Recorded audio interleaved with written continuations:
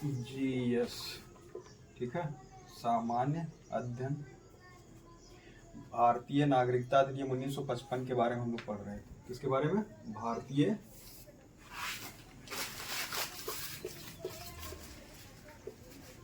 नागरिकता अधिनियम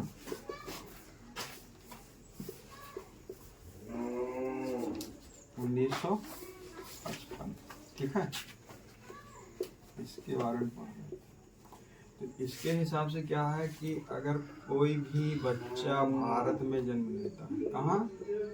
भारत में, मान लेते कि ये भारत है, ठीक, और इसका जन्म हो गया, नागरिक कहाँ का माना जाएगा? ये भारत का नागरिक माना जाएगा। उदाहरण के लिए हस्बैंड साहब हैं और वाइफ साहब हैं, ठीक है, ये दो के दोनों लोग चले गए कहाँ? पड़ोसी देश नेपाल, जहाँ वीजा या पासपोर्ट की आवश्यकता नहीं होती, रहने लगे, और वहाँ एक बच्चे का जन्म हो गया, ठीक है, तब भी ये बच्चा कहाँ का नागरिक माना जाएगा? भारत का नागरिक माना जाएगा। कहाँ का नागरिक? भारत का नागरिक माना जाएगा। ये हम पढ़ रहे थे। इसके अलावा दूसरा सवाल था हमारा कि भारतीय संविधान के निर्माण के समय संवैधानिक सलाहकार कौन थे? ठीक है, किसने सलाह दिया कि भारतीय संविधान का निर्माण किया जाए? ठीक, तो भारतीय संविधान के संवैधानिक सलाहकार, ये सवाल था, सलाहकार। इसमें 4 लोग आ जाते हैं। कितने लोग आ जाते हैं विकल्प में? 4 लोग। पहले व्यक्ति BR अम्बेडकर, BR अम्बेडकर जी, ठीक है, और जो दूसरे व्यक्ति हैं, ये दूसरे व्यक्ति कौन है भाई? डॉक्टर राजेंद्र प्रसाद। कौन? डॉक्टर राजेंद्र प्रसाद, राष्ट्रपति भी रह चुके हैं ना राजेंद्र प्रसाद, रहे कि नहीं रहे? इसके बाद BN राव, और इसके बाद फिर चौथे व्यक्ति आ जाते हैं। तो चौथे व्यक्ति के रूप में एक व्यक्ति और हैं, इनका नाम है KM मुंशी। क्या नाम है? KM मुंशी।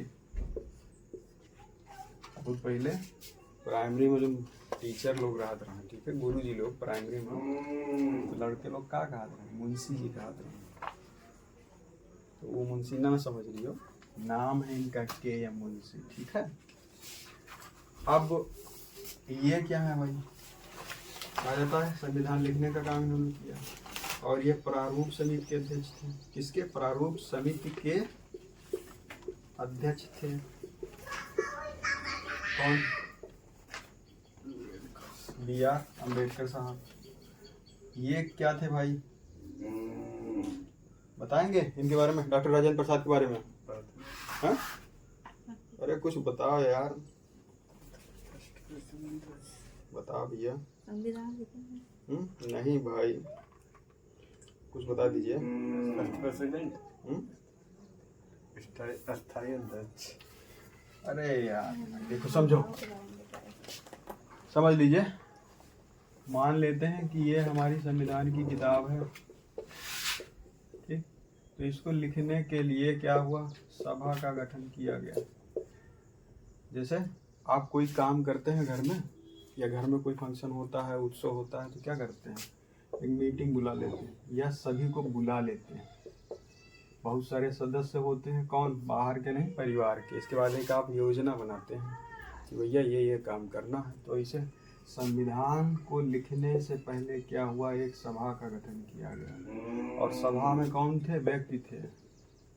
कौन थे? व्यक्ति थे, और इसी सभा में इन्हीं व्यक्ति में से एक लोगों को अध्यक्ष चुना गया। क्या चुना गया? अध्यक्ष चुना गया। तो ये क्या थे? संविधान सभा अध्यक्ष थे। क्या थे?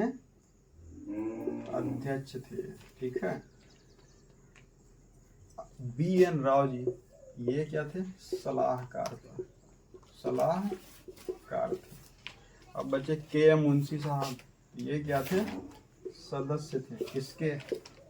संविधान सभा के सदस्य थे। ठीक। सुपर टेट में क्वेश्चन आया था 69,000 की वैकेंसी में कि भारतीय संविधान सभा के अध्यक्ष कौन थे? विकल्प में 2 दे दिया, डॉक्टर सच्चिदानंद सिन्हा को और किसको? डॉक्टर राजेंद्र प्रसाद को। हाँ, सच्चिदानंद सिन्हा और डॉक्टर राजेंद्र प्रसाद को दे दिया। तो सच्चिदानंद सिन्हा क्या थे? सच्चिदानंद सिन्हा अस्थायी अध्यक्ष थे। ठीक है। और ये जो थे डॉक्टर राजेंद्र प्रसाद जी, ये स्थायी अध्यक्ष थे। इतना समझ में आ गया? थोड़ा सा और अगर हम आगे बढ़े, एक शब्द है भाई, आर्य। क्या है? आर्य। तीसरा आ जाता है आर्य। आर्य एक शब्द है। सवाल है कि क्लासिकीय संस्कृत में आर्य शब्द का क्या अर्थ है? क्लासिकीय संस्कृत में आर्य शब्द का क्या अर्थ है? वास्तव में ये जो आर्य शब्द है ये वैदिक काल से संबंधित है। कहाँ से संबंधित है? वैदिक काल से संबंधित है। और कक्षा 6 की इतिहास में आपको मिल जाएगा। ठीक है। यूपी बोर्ड की जो कक्षा 6 की इतिहास होगी वहाँ वैदिक काल के बारे में आप पढ़ सकते हैं। आर्य का मतलब होता है श्रेष्ठ। ठीक है। क्या होता है? श्रेष्ठ, एक उत्तम व्यक्ति। बस। तो क्लासिकीय संस्कृत में आर्य शब्द का अर्थ क्या है? एक उत्तम व्यक्ति। आगे बढ़े। चौथा है उपनिषद। ठीक है। उपनिषद। सवाल क्या है भाई कि उपनिषद का मुख्य विषय क्या है? उपनिषद में क्या क्या शामिल है? तो सबसे पहले जान लीजिए उपनिषद है क्या। पास में बैठना, इसका अर्थ होता है पास में बैठना। कक्षा 6 में एक उपनिषद है, उसकी कहानी है। क्या है यार? छांदोग्य ऐसे कुछ करके लिखा है। ठीक है। उपनिषद। और इसमें क्या है?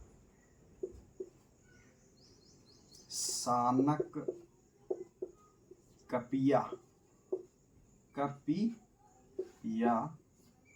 प्लस अभिप्रातिन की कहानी है। किसमें? छांदोग्य उपनिषद में। ठीक है। तो उपनिषद का मुख्य विषय क्या है? तो उपनिषद क्या है? वेदांग है। वेदांग का मतलब समझते हैं?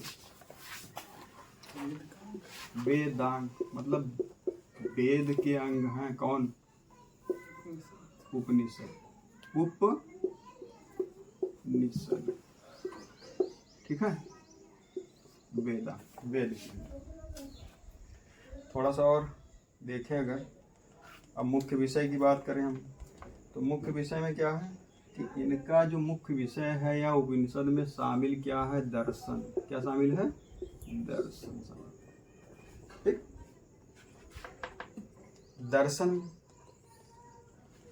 दर्शन में अगर देखें तो क्या है? अध्यात्म, ईश्वर एवं आत्मा के बीच का संबंध। मान लेते कि ये ईश्वर है और ये आत्मा। ईश्वर और आत्मा, इनके बीच का संबंध क्या है? ये जानकारी हमको कहाँ से मिलती है? ठीक। और मुख्य विषय क्या है उपनिषद का? दर्शन। इतना समझ में आ गया? तो कुल मिला के दार्शनिक सिद्धांत की विवेचना की गई है या दार्शनिक सिद्धांतों के बारे में बताया गया है। कहाँ? उपनिषद में। ठीक है। साथ में अध्यात्म भी जुड़ा हुआ है। क्या? अध्यात्म, ये भी जुड़ा है। किसमें? उपनिषद में। इतना समझ में आ गया? निकाल लीजिए।